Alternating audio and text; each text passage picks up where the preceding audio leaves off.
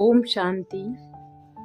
योग में परमानंद के लिए ईश्वर से योग को वियोग करने के कारक समझना जानना बहुत जरूरी है, क्योंकि अति सूक्ष्म परम पिता परमात्मा पर एकाग्र होने के लिए तीक्ष्ण एकाग्रता की जरूरत है। परंतु एकाग्रता को भंग करने के कारक बहुत सारे हो सकते हैं। मुख्यतः 5 कारक हैं, जिनको हम 5 विषय कहते हैं। एकाग्रता के विषय में निरीक्षण एवं विचार करने पर आप इसी निष्कर्ष पर पहुंचेंगे कि लोग कहते हैं कि मन चंचल है, वायु के समान है। ऐसा आग्रह है कि इस पर काबू पाना बहुत कठिन है। ऐसे लोगों का मन अवश्य ही रंग रूप, रस, गंध और स्पर्श, इन 5 विषयों में से किसी न किसी की ओर भागता है। तभी वह प्रभु के स्वरूप पर एकाग्र नहीं हो पाते। योगा अभ्यास करते समय भी उन्हें इन्हीं विषयों में से ही किसी न किसी से संबंधित कोई बात याद आ जाती होगी। तभी उनके मन का निग्रह नहीं हो पाता। मनुष्य की इंद्रियां, आँख, कान, मुख आदि जो मुख्य उपरोक्त विषय हैं, उनके इंद्रियों के संपर्क में आने से मनुष्य के मन को अपने अपने रस की ओर खींचते हैं। जब मनुष्य कुछ समय उनको भोग लेता है तो अल्पकाल के लिए तृप्त होकर उनसे अलग हो जाता है, परंतु उस इंद्रिय विषयक सुख की स्मृति उसे फिर उन विषयों की ओर आकर्षित करती है। तब वह उन्हें फिर भोगता है। इससे भोगने की लालसा, स्मृति और वृत्ति पक्की होती है और विषयों का आकर्षण बढ़ता ही है। इस प्रकार वह विषय भोगी ही बना रहता है, वह योगी नहीं बन पाता।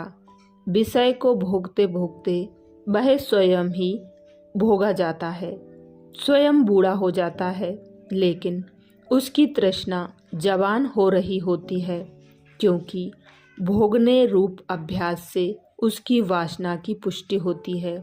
वह सारी आयु इन विषयों का दास बना रहता है, परंतु भक्ति करते समय प्रभु से कहता है, प्रभु जी, मैं आपका दास हूँ।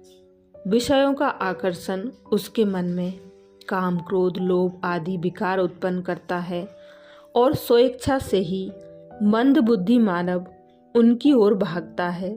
परंतु प्रार्थना के समय कहता है, प्रभु जी, मुझे इन विकारों से छुड़ाइए। स्वयं ही फंसता है, पर बातें ऐसे करता है जैसे अन्य कोई उससे जोर जबरदस्ती करा रहा हो। वह इन विषयों को अर्जित करने, इनका संग्रह करने, इन्हें भोगने तथा भोग के परिणामों से निपटने में ही सारा जीवन खपा डालता है और अंत में भी इन इंद्रियों तथा विषयों की स्मृति उसे शरीर छोड़ने में बाधा रूप होकर बड़ा कष्ट देती है। इस तरह वह आदि मध्य अंत दुख का भागी बनता है, परंतु मानता है कि यह सुख है। तो स्पष्ट है कि इंद्रिय आकर्षण मनुष्य के मन को प्रभु के आकर्षण क्षेत्र में नहीं आने देता। इसीलिए वह आध्यात्म जगत में ऊंचा नहीं उठ पाता, बल्कि विषय, भोग, विकार, भक्ति, इन तीनों से बने कुचक्र में घूमता रहता है।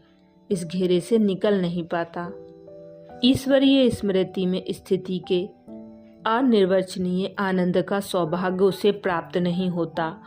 केवल जागृत अवस्था में ही नहीं, स्वप्न में भी विषय और उनका भोग ही उसे याद आते रहते हैं। अर्थात वह प्रकृति के संग और धर्म को अपनाए रहता है। तब ऐसा पक्का हो गया है, प्रकृति का संग जिसका ऐसी दलदल में फंसी है स्मृति जिसकी, वह मनुष्य कहता है, प्रभु की स्मृति में मेरा मन नहीं जुड़ता। अतः अब समझने योग्य बात यह है कि जैसे रॉकेट भूमि के आकर्षण क्षेत्र को पार करने पर ऊपर अंतरिक्ष में जा पाता है, वैसे ही इस इंद्रिय आकर्षण को पार करने से ही तो आत्मा परमात्मा के पास पहुंच सकेगी।